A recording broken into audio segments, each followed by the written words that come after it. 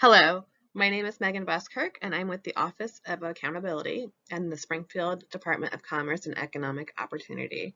This presentation is about grantee audit requirements. Grantee audit requirements are created when a grantee receives grant funding from the state of Illinois, whether it's state funds or federal pass-through funds, during the grantee's fiscal year end. It's a four-step process in the grantee portal. Step 1 is to complete an audit certification form. Step 2 is to complete a consolidated year-end financial report. We also call that a cipher. Step 3 is to submit the audit report and other documents created. Step 4 is to submit a data form. This is pursuant to Article 15 of the grant agreement, and also in the Illinois Admin Codes, it's 44 IL Admin Code 7000.90. Step 1 is the certification form. This needs to be completed by the grantee in the grantee portal. It's due 60 days after the grantee's fiscal year end, and compliance is enforced 6 months after the grantee's fiscal year end. The certification form has questions that will identify the type of audit that's to be required and what the submission deadlines will be. The first question a grantee is asked is, has this organization expended $750,000 or more in federal, this includes pass-through and direct funding, awards this fiscal year? If they answer yes, they'll have a single audit required. If they answer no, it'll go to the next question. Has this organization expended $500,000 or more in federal, so again, including direct or pass-through, and state awards this fiscal year? If the grantee answers yes to this question, they will have a requirement to have a generally accepted governmental auditing standards audit requirement.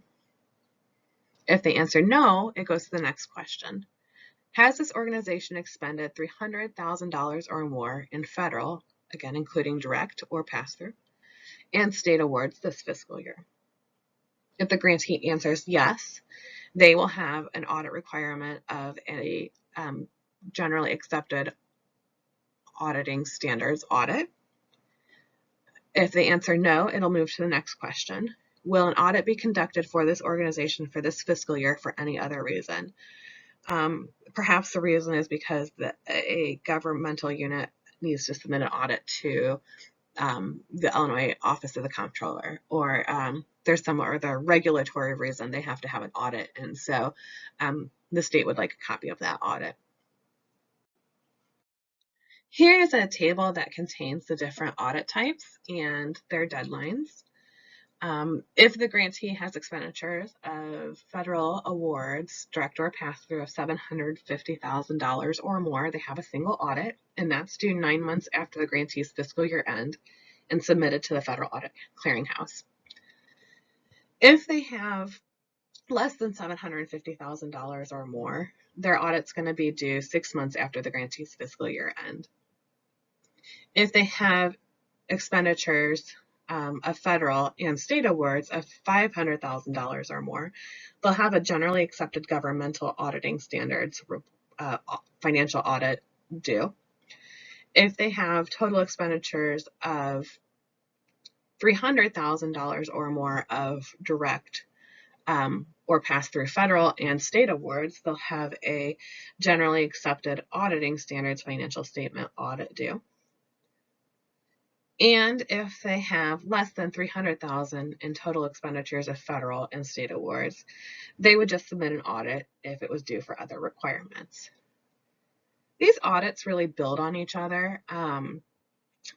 A generally accepted auditing standards financial statement audit is really just the auditors opining on the accuracy of the financial statements. The generally accepted governmental auditing standards, that is also known as a yellow book audit. You may have heard it, but that way. And it bakes in a review of internal controls. The single audit is even more thorough. You may have heard of this as an A133 audit requirement before. It's in 2 CFR 200, so that's really the more accurate location now.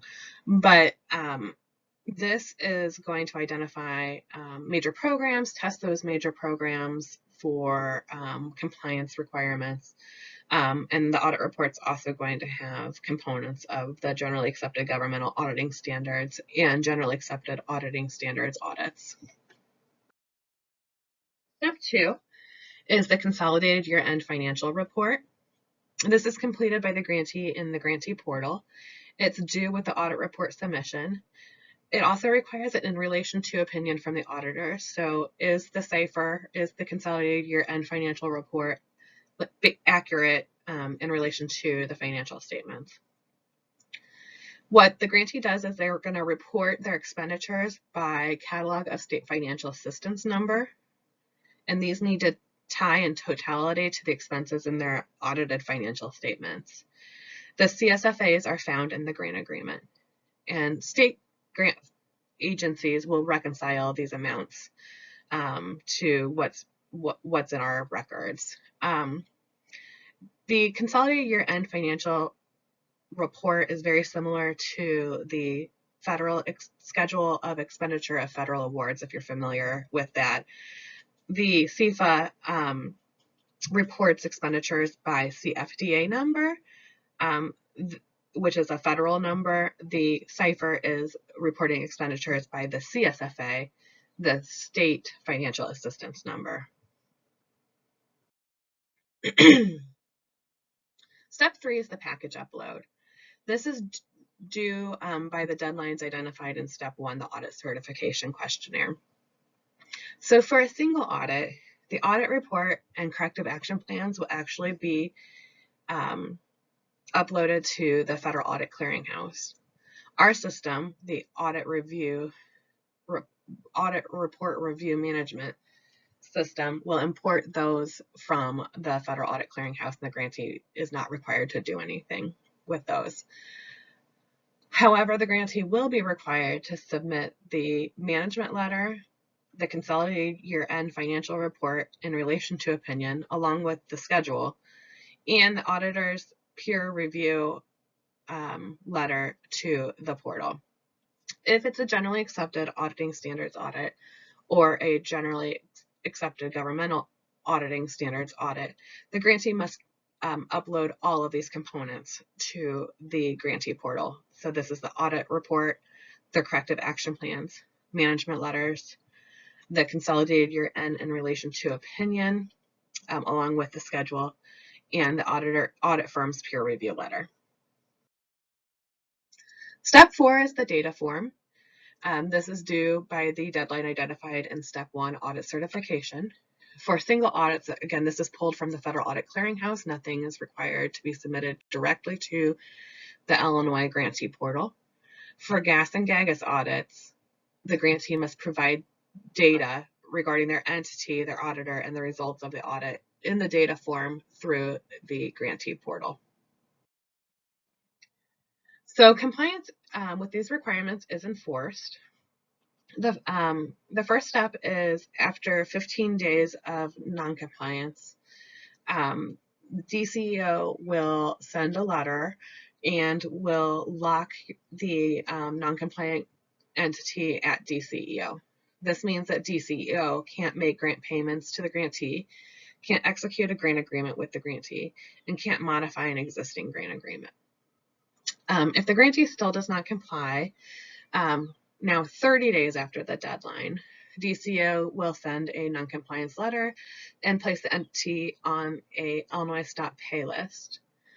This means that all state agencies now can't make grant payments to the grantee, execute a grant agreement with the grantee, or modify an existing grant agreement.